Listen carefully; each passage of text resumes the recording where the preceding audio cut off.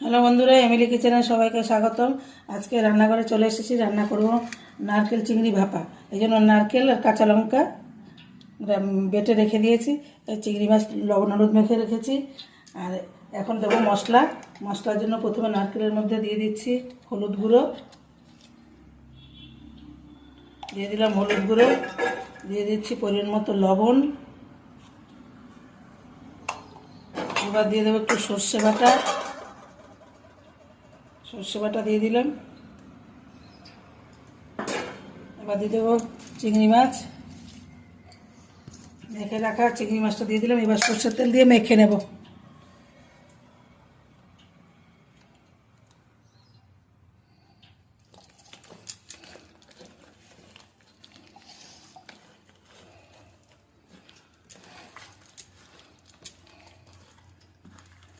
মেখে এবার টিফিনের কৌটায় দিয়ে দেবো, টিফিনের কৌটায় দিয়ে দেবো।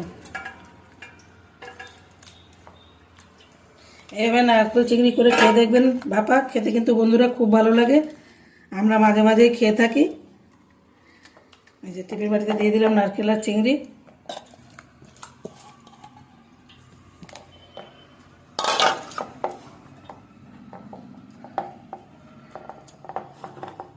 কাঁচা লঙ্কা দিয়ে দিচ্ছি এভাবে। এবার ভাপে বসিয়ে দিচ্ছি। এই কড়াইতে জল দিয়ে স্ট্যান্ড বসিয়ে দিয়েছি।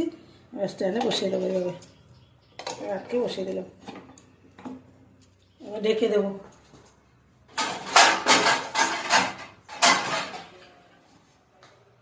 ঢেকে দিলাম, 30 মিনিট পরে ফিরে। লাউ চিংড়ি আমার ভাপা হয়ে গেছে, এবার নামিয়ে নেব। এই যে নামিয়ে নিচ্ছি।